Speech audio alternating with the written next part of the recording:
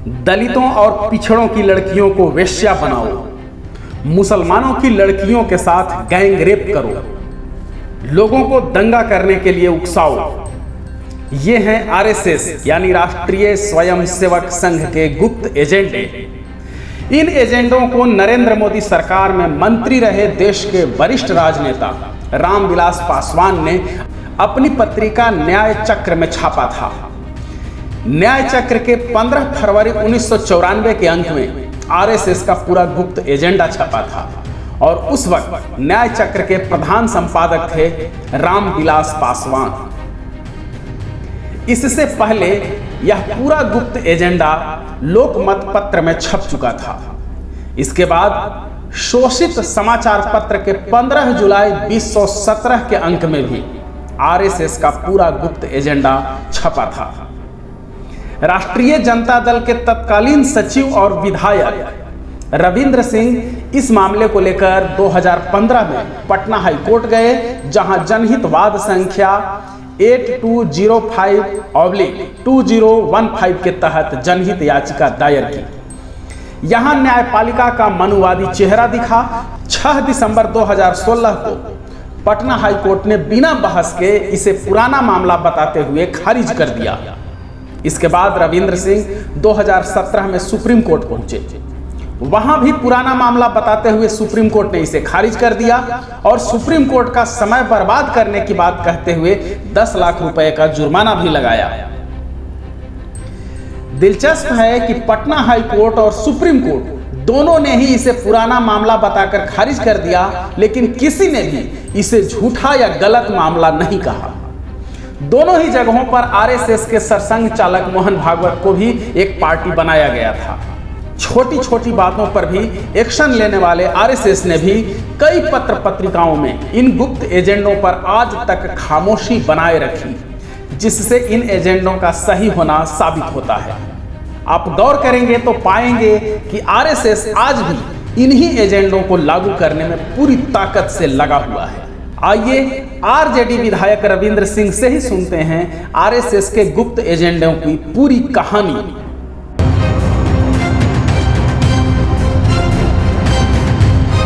हम जो ये पत्रिका है न्याय चक्र, जिसके संपादक है, आपने बोला कि केंद्रीय सरकार में आज भी कैबिनेट मंत्री हैं माननीय श्री रामविलास पासवान जी, उनका ही एक संयुक्तांक पत्र था 15 फरवरी से लेकर 14 अप्रैल 1994 में एक पत्रिका छपी थी न्याय चक्र, जिसका संपादक को स्वयं ही बताया मैंने।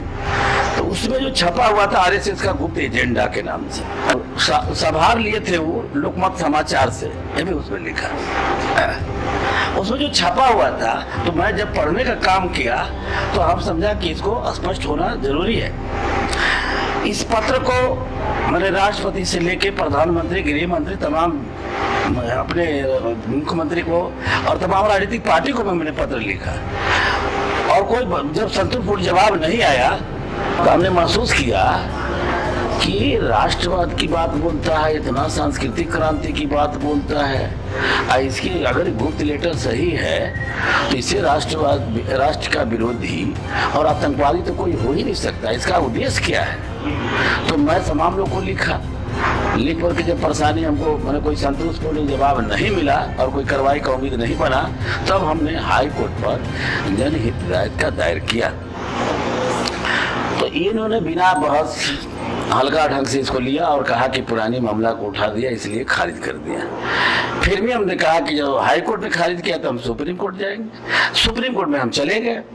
जब वहां दायर किया हम, तो करीब 20-25 मिनट जो बहसें चली हुई होगी, उसके बाद कोर्ट ने यह कह के खारिज किया कि बहुत पुराना मामला है, एक जनप्रतिनिधि की क्या नियत है, किस कारण से इसको उठाए हैं और कोर्ट को अनावश्यक समय बर्बाद किया, इसीलिए हम इनको 10 लाख का जुर्माना किया। मैंने सोचा कि ठीक है अब तो आ जाएगा पेपर में, लेकिन राष्ट्रीय स्तर का कोई पेपर चाहे क्षेत्रीय स्तर का, सभी भाषा में 10 लाख जुर्माना जरूर छपा, लेकिन याचिका में क्या था कहीं नहीं छपा। तो मैंने साफ शब्द में मैं आपको बता देता हूं कि क्या लिखा हुआ था और ये छपना चाहिए। तो आज भी मैं आग्रह करता हूं कि तमाम लोग को ये जानकारी मिल जाए कि हम दोषी हैं कि कोर्ट ने इसको छिपाने का काम किया। ठीक है ना, आखिर क्यों पेपर में नहीं छपा? ये था कि वो अपने कार्यकर्ताओं को जो चिट्ठी लिखे थे, आपको अपने पुराने कार्यक्रम के अलावा कुछ नए अतिरिक्त नए कार्यभार सौंपे जा रहे हैं, कुछ कार्यक्रमों में संशोधन की जरूरत है, संचालकों और स्वयंसेवकों तक निम्नलिखित सूचना पहुंचाना आवश्यक है, अपनी प्रतिक्रिया मुख्यालय को भेजें, सूचना पहुंच जाने के बाद यह पत्र नष्ट कर दिया जाए। उन्होंने अपने तमाम नीचे कैडरों के दिया, लीडरों को। पहला था उसमें कि हथियार और विस्फोटक भरपूर मात्रा में प्राप्त करें। दूसरा पॉइंट था कि मुसलमान और अम्बेडकरवादियों के खिलाफ खिलाफ गैर स्वर्ण हिंदुओं को लड़ने के लिए प्रवृत्त करें, कोष में उकसाएं। तीसरा था कि सरकारी पदाधिकारियों में हिंदुत्व की भावना को महत्वाकांक्षी बनाएं। चौथा था कि डॉक्टर और दवा विक्रेताओं में हिंदुत्व की भावना जगाई जाए, जिससे वे अपनी काल बीती हानिकारक दवाएं ही अनुसूचित जाति, जनजाति, पिछड़े और मुसलमान ग्राहकों को बेचे। पांचवा है कि गैर स्वर्ण और पिछड़ों की बस्तियों में छोटे बच्चों में ओम जय श्री राम की शब्दों को लोकप्रिय बनाए। छठा है कि हिंदू विरोध, कोष्ठ में ब्राह्मण विरोध करने वाले धर्मनिष्ठतावादियों के कार्यक्रमों का बहिष्कार करें। सातवां है कि पिछड़ी जातियों की बस्तियों में दारू, नशीले पदार्थ, जुआ, लॉटरी आदि के जरिए पैसा बटोरने में लगे व्यवसायियों की मदद करें। आठवां है कि मुसलमानों और गैर स्वर्ण की लड़कियां छोटी उम्र में वेश्यावृत्ति करने लग जाए या देवदासी बन जाए, इसकी चेष्टा की जाए। नवा है कि अपने स्वयंसेवकों, संगठन से जुड़े शिक्षकों और दूसरे लोगों के जरिए गैर स्वर्ण हिंदुओं, खासकर अम्बेडकरवादियों के स्कूलों में पढ़ने वाले बच्चे को ऐसे खाद्य पदार्थ दिए जाए जिससे उनकी मानसिक, शारीरिक और बौद्धिक विकास कुंद हो जाए। 10वां है कि अनुसूचित जाति, जनजाति के छात्रों को अपने स्कूलों में अधिकाधिक प्रवेश दें और केवल अपने सिद्धांतों के मुताबिक इतिहास की शिक्षा दें। 11वां है कि मुसलमान, अम्बेडकरवादी और बौद्ध समाज को भड़काकर आपस में दंगा कराने के लिए शहर के गुंडों, पुलिस और दूसरे हथियारबंद दलों की मदद लें। 12वां है कि दंगे के दौरान बड़े पैमाने पर मुसलमान, गैर स्वर्ण हिंदुओं की औरतों पर सामूहिक बलात्कार कराया जाए। जान पहचान या दोस्ती वाले इस कार्य में अवरोध न बने, इस मामले में सूरत कांड को नमूना मानकर चले। 13वां कि गैर हिंदुओं को धार्मिक स्थलों से लगी जमीन पर देव प्रतिमा स्थापित करने का कार्यक्रम पूर्वतः जारी रखें। मदद के लिए मुख्यालय से संपर्क करें। पुराने चर्च, मस्जिद अथवा स्तूप के स्थान पर पूर्व हिंदू मंदिर होने का दावा करने वाला साहित्य तैयार किया जाए।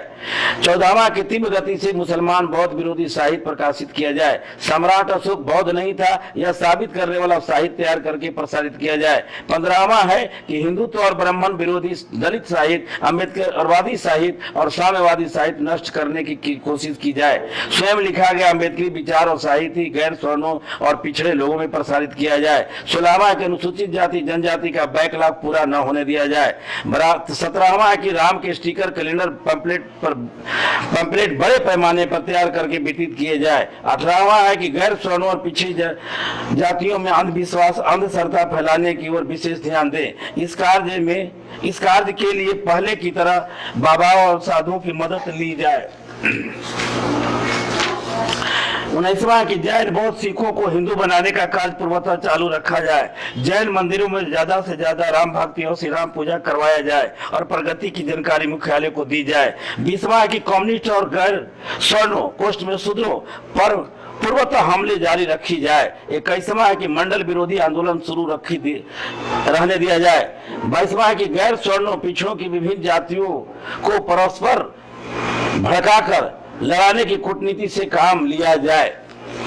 और 23वां है कि अम्बेडकर की प्रतिमाओं को तोड़फोड़ जारी रखी जाए। 24वां है कि चाणक्य नीति को अमल में लाना जारी रखें। ये पॉइंट था।